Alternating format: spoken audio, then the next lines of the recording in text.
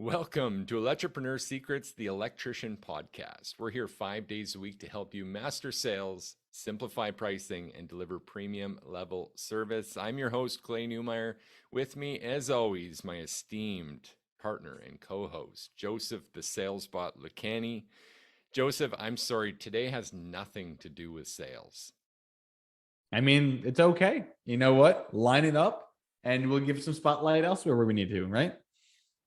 Absolutely. We do have a very important topic, though, nonetheless. It is still about people, as most of our podcasts really do come down to this topic. And today, dare I say, the topic is drum roll. I think we need a button for a drum roll. We don't have a drum roll I button. could grab a drum from the other room if I had to. like you just got to tell me to keep one on standby and I will literally pull out my drums. Here's the name we came up for this one: why it is your problem if your staff get laid. Or yeah, not to be confused with getting your staff laid, but it is your problem if they aren't.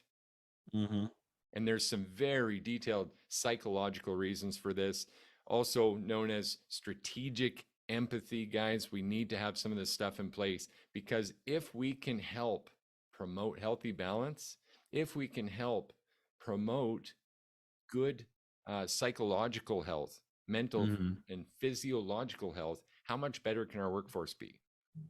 I mean, just think of it in our own personal life. Like, have you ever gone to a job or gone to work on a day where you just had a rough day or something at home is really weighing at you?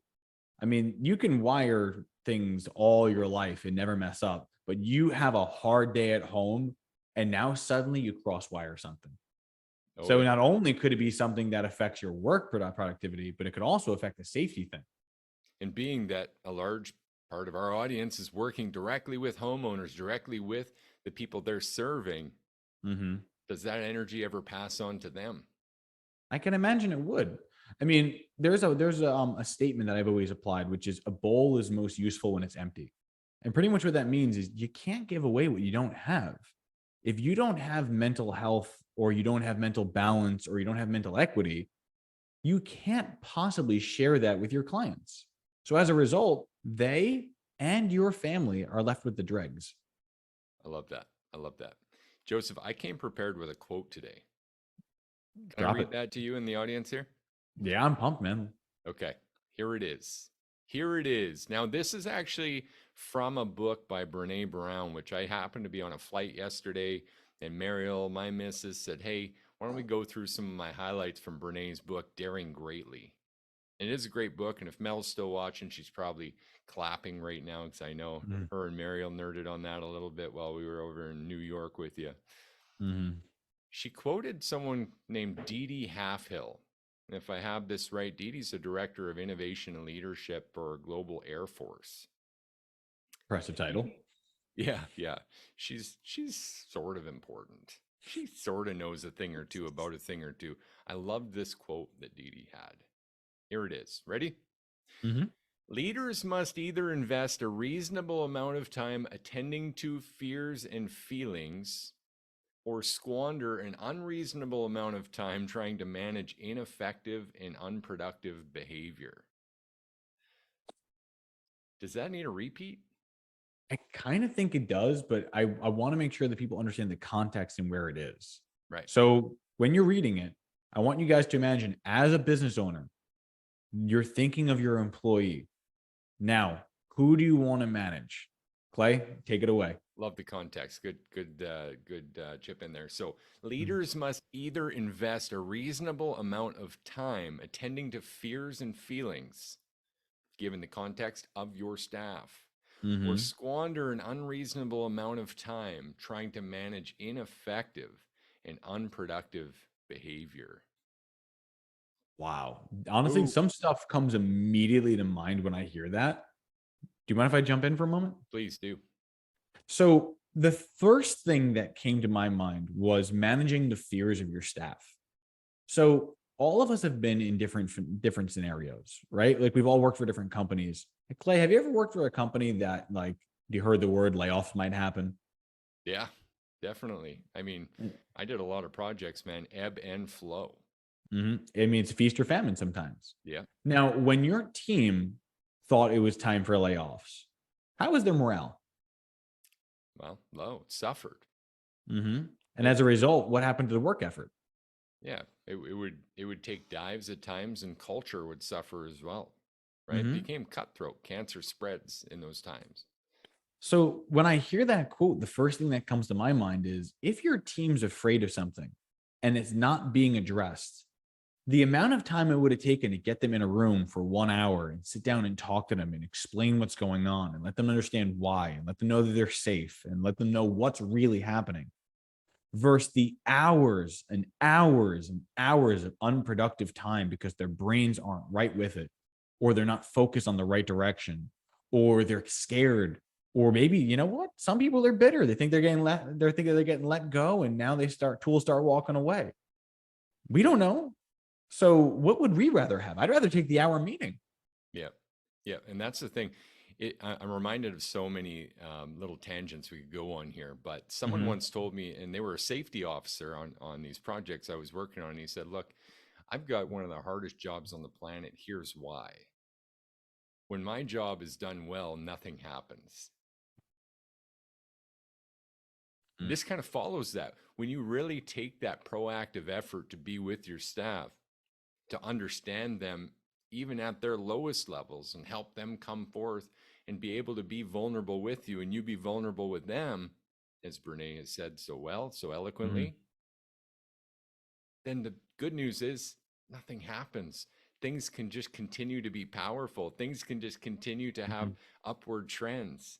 But hmm when we don't, we can tend to start seeing decay. You know, you said something that I don't know if even you picked up on, but it was gold. All right, And that hit it. is, are you willing to be vulnerable in front of your people? Because my thought is, I'm someone who I consider to be emotionally attached or emotionally like aware, right? I'm not willing to be vulnerable with someone that I think is not going to be able to be vulnerable with me. Would that make sense for your situation too, Clay? Yeah, yeah, for sure. I think that applies perfectly. Yeah. So like the thing is I think the first step is, are you willing to be vulnerable enough that your team could even approach you with a problem? Like the whole topic was, is your team getting laid? But if you're not vulnerable with them, how could they possibly ever come to you for something personal? Right. Yeah. And that's a big So piece of it. yeah. So I don't know. So I wanted to make sure we highlighted that thing that you said, because that really spoke to me there. I appreciate that. The challenge is in business. I mean, let's be real for a minute. Everything's driven by data and metrics. And most of what business owners, if you guys are listening to this right now, likely most of what you're tracking is revenue. Mm-hmm. Likely 80% of you are tracking revenue by looking at your bank account balance week in and week out, Mm-hmm. right? Or maybe you're at a different level and you've got QuickBooks online and you're checking your profit and loss once in a while.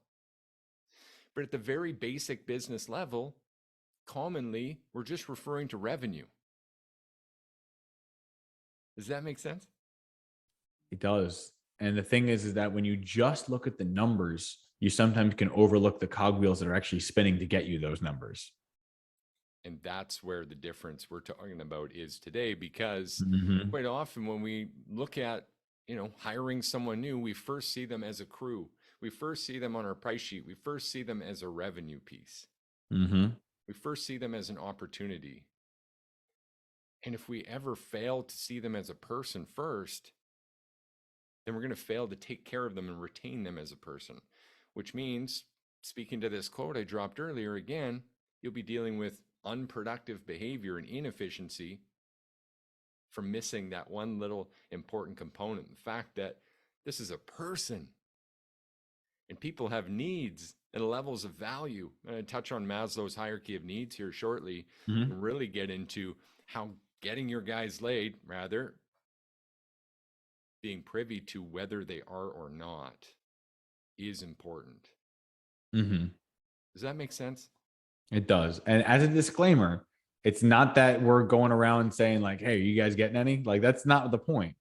But the point is to say we want to make sure that we can be in an environment where the team feels comfortable approaching us with things that they are uncomfortable with. That way, we can solve their emotional needs in a way that allows them to be not only happier, safer, but more productive, both personally and professionally. I'm going to be honest for a moment. Here's why we named it this way. Because reproductive rights are on the basement level of Maslow's hierarchy of needs. This isn't something that was just made yesterday. I think 1973, I want to say, Maslow came up with this model. And it's a strong, powerful model. And we use it in our business. We've built our values.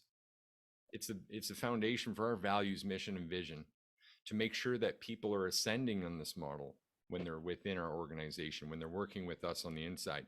But here's what I know. A good majority of our listeners are male. Sorry, ladies, if you're listening, that's just the reality at this point. I would love to mentor more female electricians. Joseph, I think you're Amen. in this too. So please Amen. tell all the lady electricians we want you, but men don't want to talk about feelings. And they don't want to listen to us talk about feelings for the most part, generalization. So we had to name it cleverly. Why it's important that you guys are getting laid. Why that's important for you that your staff are getting laid. Reproductive rights fits in this basement of that Maslow's hierarchy of needs triangle. I wish I could share a screen, but for those of you listening, I got to do one better. I have to explain this. Now, you may have heard me talk through this once before on our recent interview on the Waste No Day podcast. So let me just rehash that one. The basement level, 5 levels, Maslow's hierarchy of needs, is physiological needs. And that means air, water, food, shelter, reproductive rights. We in our DNA need to reproduce. We need to grow this human race. It's down to our core. What happens if we don't?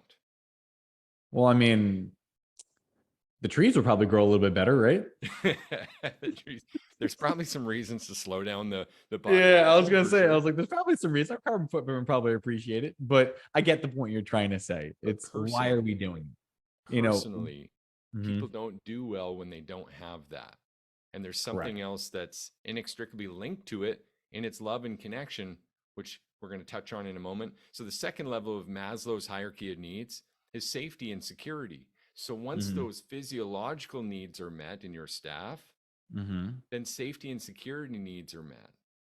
And there's something we say in the apex attraction method, what a lot of guys don't know, maybe haven't acknowledged or haven't heard before about all-star players, the ones that you want working for your business, is money is not the top item that they're looking for. Rank, recognition, prizes, money. Rank, recognition, prizes, money. Or if you want to go 3 R's, rank, recognition, rewards, money. This stuff's important to all-stars because they care about the evaluation. They care about the performance. That's the acid test for an all-star. If you've truly got an all-star, let me spell it out in plain English. You want to test? You want to know if they're an all-star? They love to be tested and measured. If they know the framework of that position and what their expectations are, then when they come to you, it's going to sound like this. Either James is with us live in the Facebook group. So James, I use you if you don't mind. Your all-star comes to you and he says one of two things. James, absolutely killed it today. I know I was meant to do this and this and this, and this is how it went. And that's how I know I performed for you, brother. Thank you for training me, for teaching me that.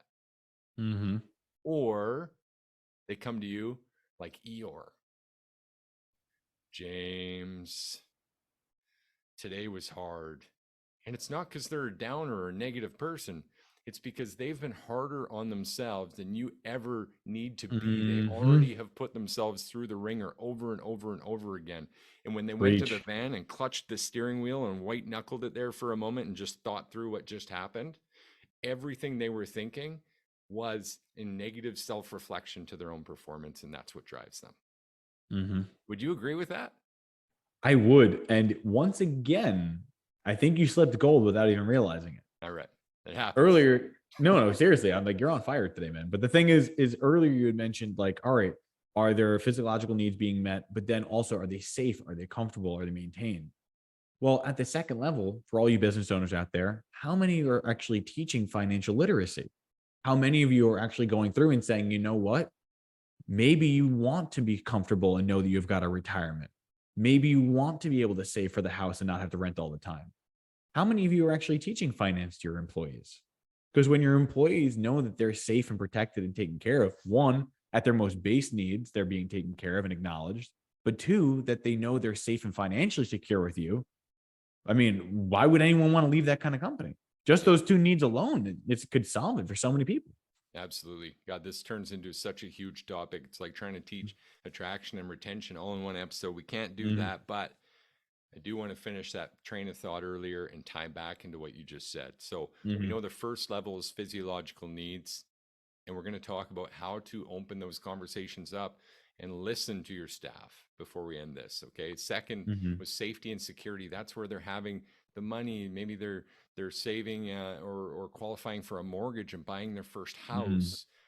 They're able to put to use all the benefits and health benefits that you provide for them. That safety and security is really important level. And once they've got physiological and safety and security, then they move to love and connection. So Mm-hmm. maybe there's a wedding in the future, a family that's being born here. There's also the connection within your culture of your Mm-hmm. business that's reinforcing. And when all of those things combine and these bottom three levels are met, remember rank, recognition, prizes, then money. All these things are being met in these first three phases. Now it's self esteem and self actualization. Those are the top two. Wouldn't you think that the people in those value levels of self esteem and self actualization would be performing better in their day to day job? Yeah, I would say that 100% because at the end of the day, they now have the third need met. Like if you were to imagine this, let's say you had the first two needs met, and then someone comes to you and says, "Hey, Clay, I want to let you know that in like 7 months, my sister's getting married and I really want to go." If you tell them no, what does that say? Like, I've actually had some companies that I've worked for in the past where I've had deaths in the family. And I said, "Hey, I got to go." And the boss is like, "Nope, you're working that day." How'd that make you feel? Oh, I knew I was leaving. It's like that. It's just like, nope. All right. Well, there it is. But the fact was, if you don't do this, this is either going to help you or hurt you. When you have your A star player, your A level players, you make sure they know that you support them on a personal level to where they can say, "Yes, I celebrate the things you celebrate," or they're going to end up finding another team that will. Yeah, for sure. I want to touch on something you said because saying no isn't the only way to say no. Mm-hmm. Maybe you've experienced this most recently in a personal relationship at home because these are the people you spend the most time with, or someone Mm-hmm. you're working with. You might have someone on mind, but go there with me, guys, if you're listening for a second. Someone you had recent conflict with. Someone may have come and presented a new idea to you, Mm-hmm. and you may have put up resistance immediately without acknowledging and complimenting their efforts and forward thinking. We do this all the time. Communication is one of the biggest challenges we all face every single Mm-hmm. day with our clients, with our staff, with our spouses, with our children, with service providers for us. Communication's hard. Here's one of the biggest failing points I see and commit myself if I'm not careful. Yeah, I hear you, but Mm. no, that won't work. Yes, but okay, but all of those are shortcuts of communication. It it implies that we listened, but did we actually? We were listening just to see when they would stop talking so that we can interject. And once again, third time in a row now, dude, you added the but statement, which now is an immediate negation. So, like, imagine saying, "Clay, I completely get where you're coming from, and we're here from you, but we're still going to need you to come in on Saturday." Yeah, That but just completely negated everything you just said that could have been compassionate.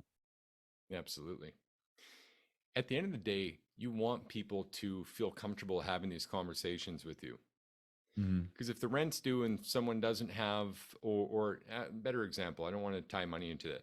If something happened at home that made their home less livable, Mm. like the heat's broke down, it's a rental, the landlord's being unresponsive.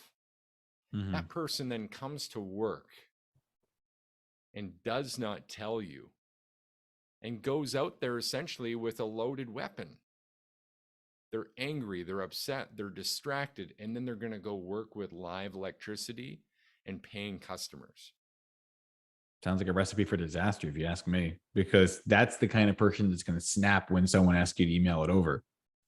Or situation number 2, strategic empathy applied. The only reason I'm even calling it strategic, I actually care about the people I work with, but it's Mm-hmm. strategic because it takes intention. What that means is I made a place for it on my calendar. To me, that's what I call strategic empathy. That sound fair? Yeah, it's the thought process of saying, just taking care of my team should be a line item of my business activity. Because if we're going to circle back to it, it's you take care of your employees, and your employees are the representation of you. Your name is the one that they're wearing on their shirt. And when they have a bad day, that could have just been solved by you sitting down and asking, when was the last time that all of you asked your employees, are you having a good day? How are things at home? How's the missus doing? How's your partner doing? How are the kids? What's new and exciting in your life? Absolutely. Super important stuff. Mm-hmm. And important that we don't rush through those answers and that we actually engage in active listening. Because situation 2 is Mm-hmm. a person that's comfortable with being vulnerable, presenting their level 1 issue right now, physiological, right? Their shelter is challenged. I got kids at home, there's no heat, and it's February. And this person could either tell you or not tell you based on the relationship that you've proactively engaged in and set up with that Mm-hmm. staff, right? And if your team's big enough that you've got 20, 30 people and that seems very difficult to do, then you have to do like we do and strategically group people and raise leaders that will also follow your lead. Does that make sense? So situation 2 Mm-hmm. is the person came to you first thing in the morning or let you know so that you could foresee how bad this day could be if we don't help this person to some degree. Mm-hmm. There was a ton of rhyming in there. That was a half poem, half knowledge bomb. But can you see how that would impact this team culture and even the day, what's about to You, happen? I look at things like numbers, and that just might be sometimes how I am. But what I heard from that statement was this. Let's say you had the technician who had no heat, right? And he comes into the office and he's like, Joe, I really have a problem, man. Like, honestly, I don't know what I'm doing today. I mean, I can still work. I'm still here, but I'm really stressed because my landlord doesn't have the heat. I look at it as a situation and say, all right, his conversion, because his mental equity isn't there, his conversion ratio is likely going to be lower. His average ticket is likely going to be lower. His well meaning and the way he may get positive reviews is likely going to be lower. Would it not make more sense long term to simply say, you know what? You take the day, you make sure you're doing what you need to do, get yourself settled, and then we'll reschedule a call for the following day when you get your heat back on. The way I see it is now his morale is higher, his trust in you is higher, and then he has a thirst to perform better because you honored him. But you wouldn't be able to get that if you couldn't even open up the space for strategic empathy. Yeah. So, Clay, I mean, like, I feel like this lesson is unlocking potential in the people that we're working with to such an extent that now they can really, really help their teams grow and thrive, for lack of better words. Proactive versus reactive. And Mm-hmm. here's a fundamental statement to help with this, guys. Stephen R. Covey, and I've heard this many times, but in reading it on the plane ride yesterday in Brené's book, I'm reminded in new context that we need to seek first to understand, then to be understood. What makes this especially hard is that's not always just a pivot point. That's not always taking one sentence and then the second sentence. So I'm going to understand by listening for 1 second, and then I'm going to pivot and force my will or try to control or direct this Mm-hmm. conversation. Sometimes that means listening and doing nothing to pivot. Sometimes that means just acknowledging that they're feeling troubled, that they're in pain, that something isn't well, and that they don't need to be quiet and alone with that, that they can be with you in that. And if anything's taught me this, it's my personal relationships, right? You ever have that? Mm-hmm. I know I saw your hand up, but you ever have your missus, your partner say, "Hey, all I wanted was listening here. I didn't want you to give me all the solutions." Oh man, that comes from spending time with too much time with me because I'm a solutions guy. It's why I'm so good at making options. But the problem is sometimes people don't want the solution. They want to know they hear you. So what I put my hand up for was there's actually a couple of things that you can say that can let someone feel heard without invalidating them. Please give it away. So things like, I see you. What I'm hearing is, if I understand you correctly. So what I'm hearing, like there are certain thoughts. It's even saying, like, I get it. I understand where you're coming from and I want to support you through it. Sometimes just starting the sentences like that by letting them know, I see you, I hear you, I am present for you, can open up the conversation for them to be like, all right, what's going on? Yep, definitely. And we're going to have to watch the time here and come up with some action items now. It's been Mm-hmm. a bit of a longer episode. Happy to go through this stuff and obviously opens Mm-hmm. up so many other doorways. But guys, if you want a bit more on the cool side of learning this stuff while hearing some very engaging stories or reading some engaging stories, I do recommend, and many of you have already heard or listened or read this, Chris Voss, Never Split the Difference, who Mm-hmm. was, it's a great book. He's a renowned FBI negotiator who really did change their program for the better. And so it talks a lot of, hostage situations and things like the concept of what Joseph just said. He might call that mirroring. We're Mm-hmm. beginning to mirror back our understanding of what someone's telling us. Very powerful technique in empathy, as well as matching tonality and speed, pace of the conversation. If we can match a frequency, right, just like syncing up generators, we can match that frequency, we can all come together and work together for this common purpose. That makes sense? Dude, this is one of my favorite episodes. Like, just I'm literally just going through it, and I'm like, the value that you're dropping is absolutely insane. So Well, you yeah. as well. You as well. So, guys, we got to give some action items for this. Obviously, I think it's obvious to say right from the get go, Mm-hmm. acknowledging the importance of getting personal with people, it's unavoidable. My dad once told me, and I think it was mistaken, honestly. He said, "Look, don't be friends with your boss, it's trouble." That's a very old mentality. I don't believe in those principles at all this day and age. In fact, all of the jobs that I've ever held and enjoyed, I've become like family with those family businesses. Mm-hmm. Always my favorite. I needed that. I needed that recognition and that family feel. So recognizing that you're dealing with people, people need to be heard. Taking time to listen is your Mm-hmm. first action, I would say. Did you have something to stack on this? I would say if taking the time to listen would be the basic action, I would like to throw on an all-star action if you're okay with it. Yeah, let's do it. So if we acknowledge what we've just heard, the minimum is, have you made the time? Right. But I want to take it a little bit further and say the all-star action is the one who has intentionality behind that time. Because any one of us could add an hour to our calendar and say, I'm doing something. But are you really? Like, are you really truly doing something with that time? What I would recommend is when you book it, I want you to visualize what the outcome you want to achieve is. It's no different than sales. You go in, you expect that you want to go in and you have a goal of what you're trying to do. Do you have that same goal with your employees, with your spouse, with your children, with your partners? Can you sit them down and say, I am simply here to be present with you so that I can better understand you, so that we can better work together? Absolutely. Love it. Love it. Love the intentionality behind it. Being proactive, putting that on the schedule, guys. As we mentioned, Stephen R. Covey, quote again, seek first to understand, then to be understood. I don't think there's anything more powerful for electricians than that. As as over the week, I actually listened to an electrician in a hotel lobby trying to explain voltage on the primary of a transformer to the hotel manager, thinking that that was going to help him sell his services. So You mean the difference between a delta and a Y transformer wasn't the thing that sold the job? It Really? wasn't. Who would have It thought? wasn't. It Who would wasn't. have So thought?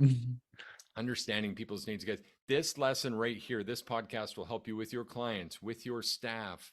Don't let the title mislead you. Yes, that is a basement concern that you should have. But what this was really about is setting up a relationship that invites those conversations so that you can hear your staff out and recognize what level of values they're meeting, what level of needs they're meeting, and how to encourage them and help them up. Just like Joseph said earlier, with financial information and any Mm, other mentor coaching support you can provide for a person, not a crew, not a truck, not another chunk of revenue, but a person in your staff.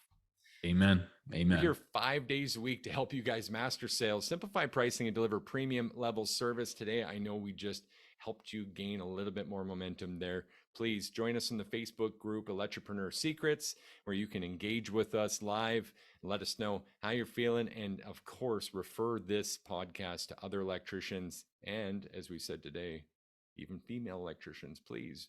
The better diverse the audience, the better for everyone here. Looking forward to your success. See you again next time. Take care.